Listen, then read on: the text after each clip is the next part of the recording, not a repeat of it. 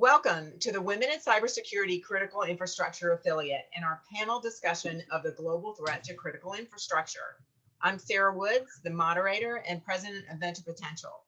We have an esteemed panel with us featuring Rosemary Christian, manager of client engagement at Access IT Group, Yolanda Craig, director of business strategy and development IC at Raytheon BBN Technologies, Courtney Greeley, chief operating officer at RedJack, Dana Gore, Territory Account Manager at Checkpoint Software, Veronica Kasitis, Senior Vice President, Business Development, Cyber and Intel at Parsons Corporation, and Tina Kuhn, President and CEO of CyberCore Technology. And supporting us behind the scenes, we have Ari Schubert, Director of Communications at Capital Tech University. Let's start the discussion with defining the critical infrastructure landscape. Yolanda, will you kick this off for us, please? First, Absolutely. it's probably important to understand what critical infrastructure is. Sorry, I think we crossed each other there. Go ahead. So different countries define critical infrastructure very differently, but here in the United States, our US government has chosen to identify 16 sectors within our country that they deem to be critical to our national security. Those 16 sectors are chemical, commercial facilities, communications, critical manufacturing, dams, defense industrial base, emergency services, energy, financial services, food and agriculture, government facilities, healthcare and public health, information technology, nuclear reactors, materials and waste, transportation, water and wastewater systems. And so those are the 16 sectors. And why do we care? Why are we here? Why are we passionate about it? If you look in the news every week, there's a lot of things cyber related and technology related that can affect our national security. It can affect our critical infrastructure. So just think of things like 5G and deep fakes and connected networks and disinformation and trusted devices, supply chain and cloud services. All of these things do have an impact on our critical infrastructure. So welcome, and ladies, do you have something to add? Yeah, so I think it's important, right? Every nation's beyond just security, right? Health and wealth relies on this intricate ecosystem of sectors that are producing and distributing goods and services. And so within those 16 sectors, and they are defined differently across the globe, but the mainstay is that there are 4 baseline sectors: transportation, water, energy, and communications. And impacts to those have rippling effects across the other sectors as well. So when you're looking at, prioritizing the impacts, those are really a part of the baseline of some of the most critical of the critical infrastructure that we need to make sure that we protect and have operations and have operational at all times. Okay, let's focus on national security versus global security. Protecting your country or isolationist point of view versus a globalist approach. Are we in this together, or is everyone out there for themselves? Veronica? Thank you, Sarah. I'm excited to be here. Critical infrastructure all over the world in any of the identified 16 critical infrastructure sectors, whether it be our power grid, our financial services community, or the manufacturing community, are becoming an increased target for cyber threats. Without physically attacking, nation-state actors, hackers, and others can disrupt critical services. They can damage our critical infrastructure at the core and potentially go a step further and cause loss of life. Just in the past year, we have seen some of our critical systems and infrastructure become exposed as major vulnerabilities were exploited, and the opportunity became abundant to take advantage of our weaknesses. Just early in 2020, hackers were able to break into SolarWinds, a Texas-based company's systems, and added malicious code into the software system called Orion. Through software updates sent to 33,000 plus customers, this malicious code was distributed and left unidentified for months. Who are customers of SolarWinds? Many large companies and many agencies within the US government. We may never know the extent of this attack and what information about our critical assets and infrastructure has been compromised. Also, let's take a look at two very recent events.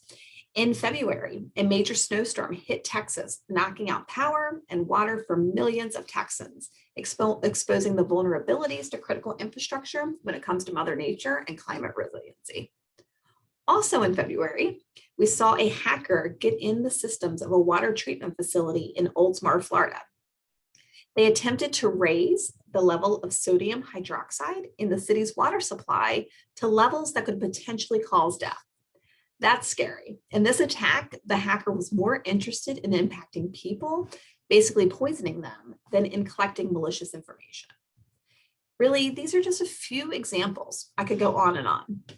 I think that the bottom line is our federal sector and industry have to come together in order to build best of breed defense mechanisms to defend our critical infrastructure. We're codependent on one another, and now is the time to align. So, excuse me, let's talk about the increased threat. What are some of the biggest threats to our critical infrastructure?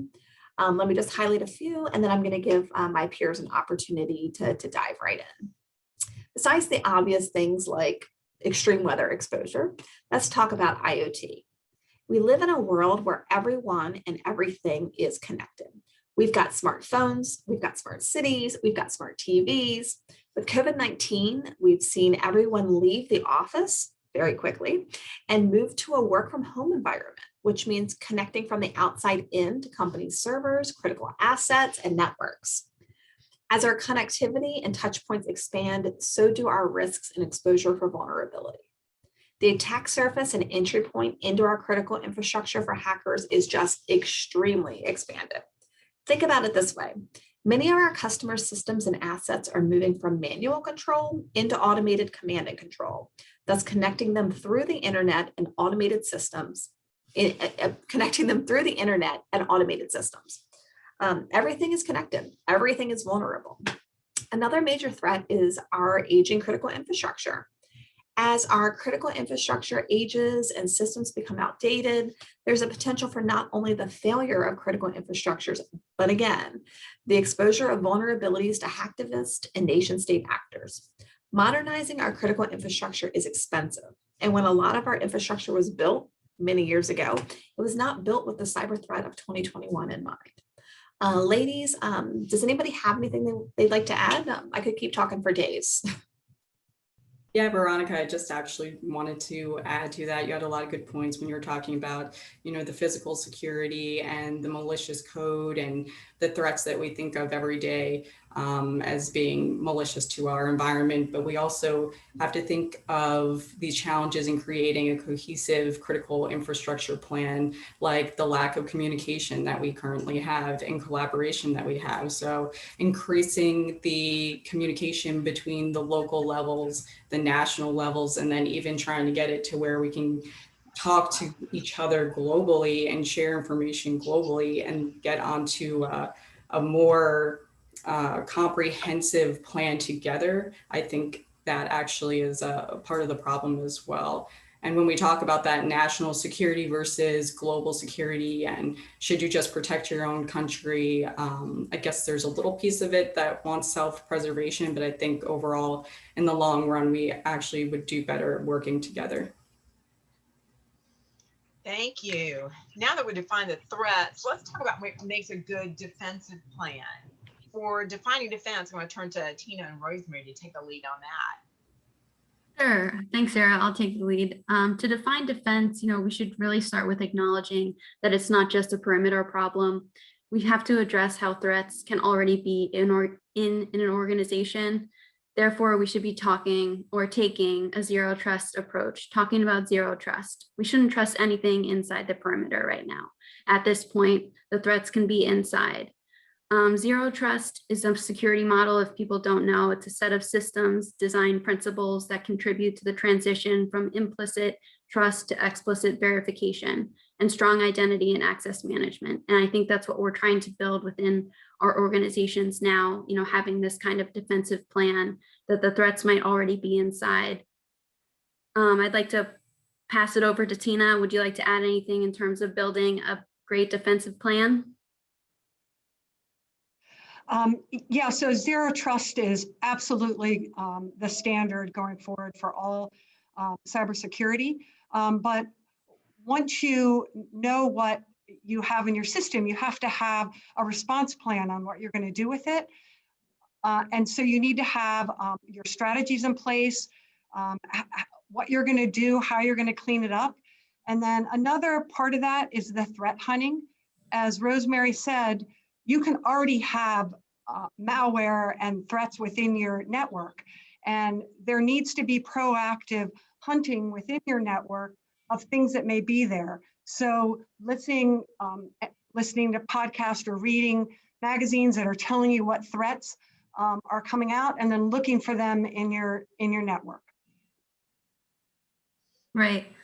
And so in terms of, a good defensive plan, I think you really have to understand that you can't trust any source. You should really not only verify, trust, but verify used to be very popular, but in terms of, the identity and identifying every identity or source or access to anything inside your network and all of the data going inside and outside of your organization. So that's something that should be involved in your defensive plan.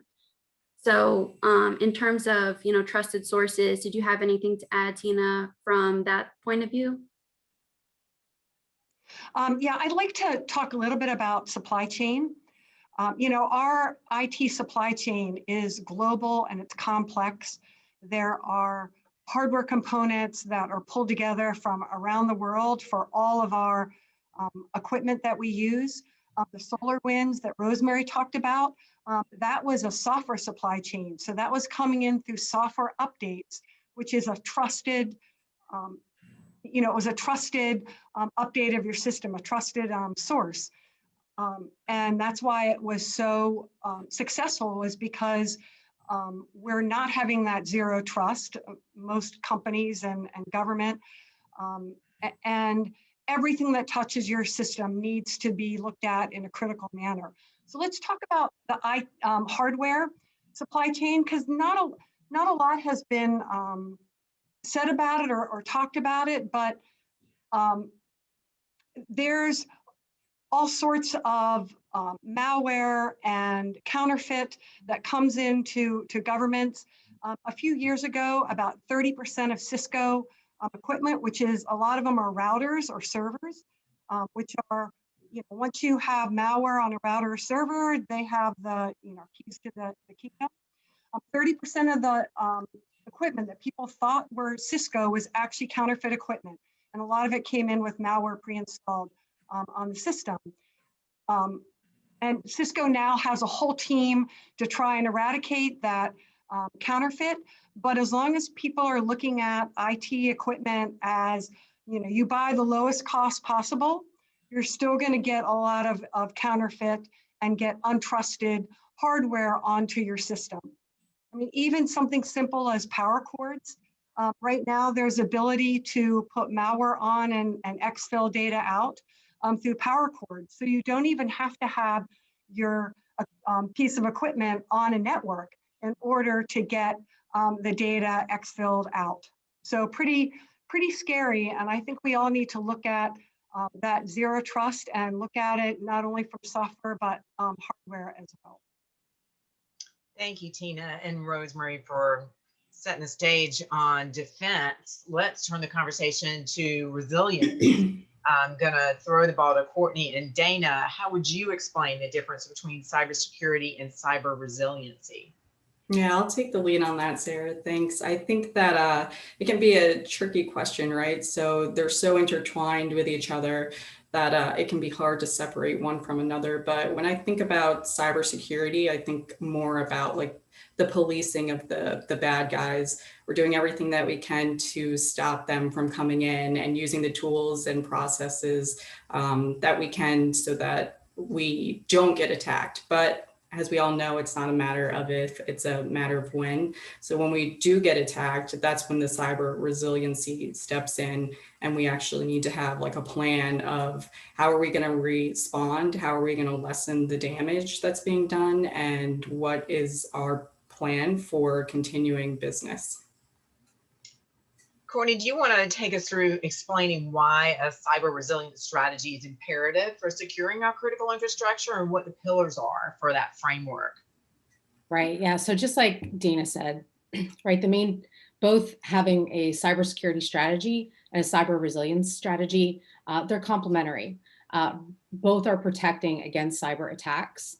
But where resiliency comes in is that it's knowing that no defense is going to be 100% effective, right? And so it's saying, if and when this happens, how are we going to return to operations? And really, it's been growing as a priority over the last couple of years. Because I think we've seen that, right? I think the giant's been awakened and we realize that we're so intertwined. And so impacts even throughout the supply chain, like Tina mentioned, have rippling effects.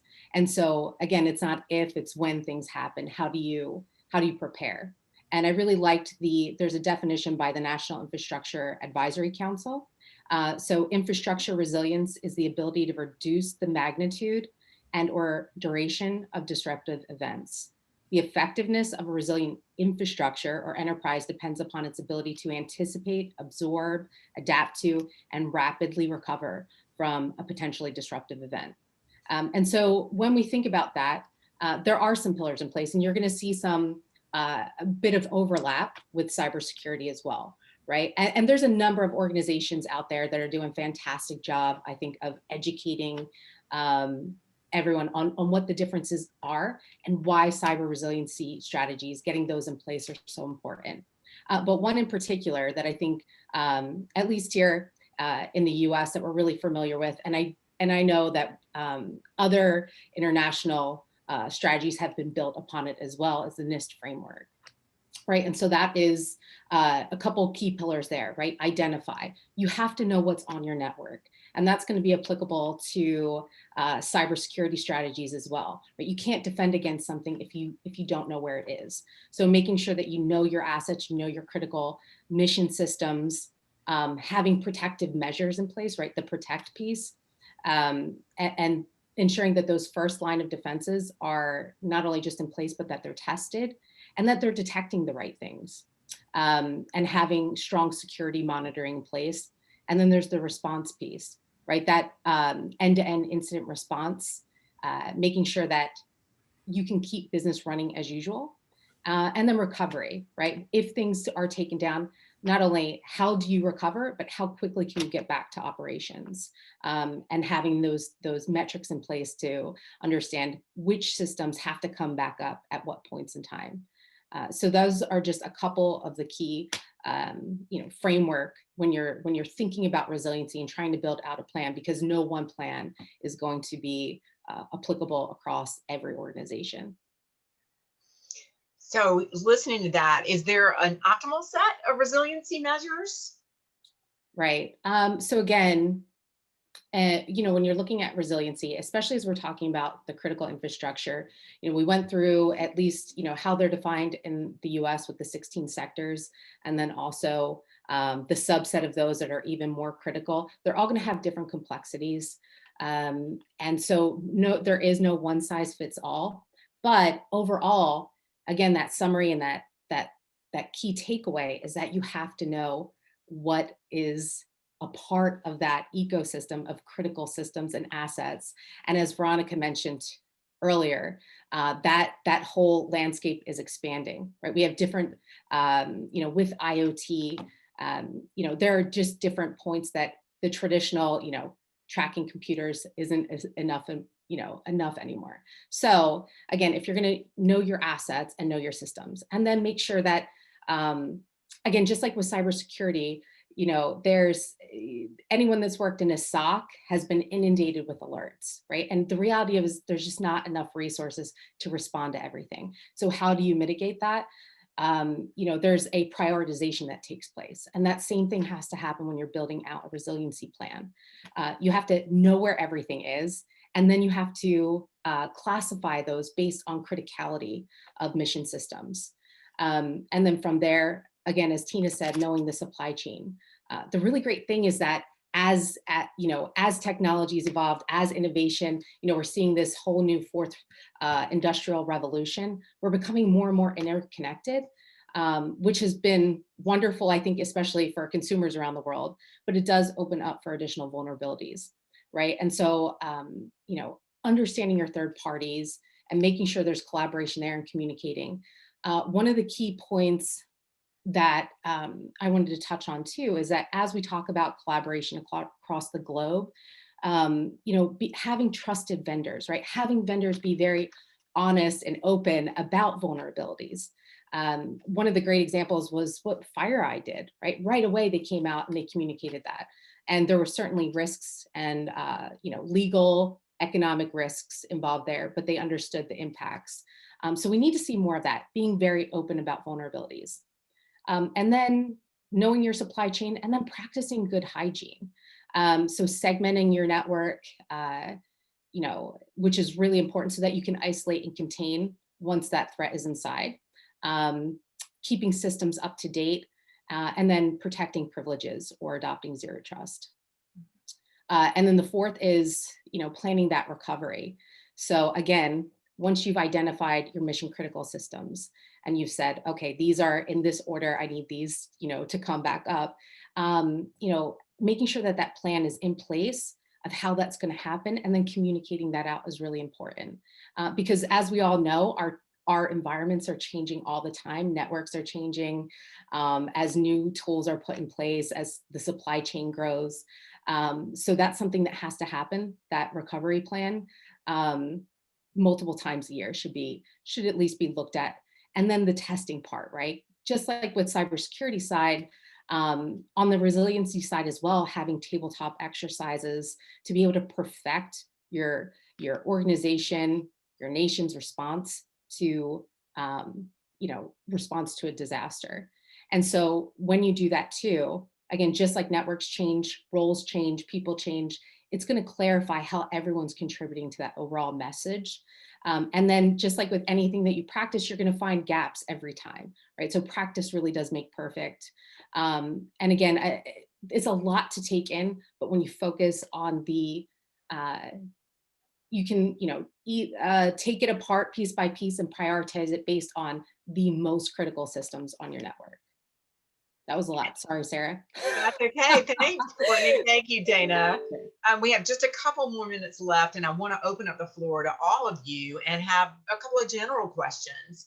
What do you want people to know about critical infrastructure, and what are you passionate about it? What's passionate about it for you? I'd say a takeaway for me is just back to kind of what I was mentioning earlier. We had mentioned it a couple of times as well, just like collaboration and communication across all levels. You don't have to go it alone. Talk to the people in your network, build your network, try to do as much as you can together so that you can support each other and we can remain secure together globally, if not just alone.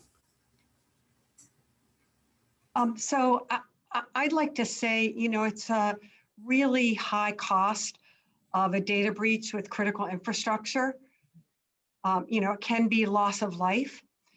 And I think the cybersecurity is just imperative for all of the critical infrastructure organizations, company within that government, to look at the zero trust model, put that in place, put in the resiliency to make our world a safer place to live in.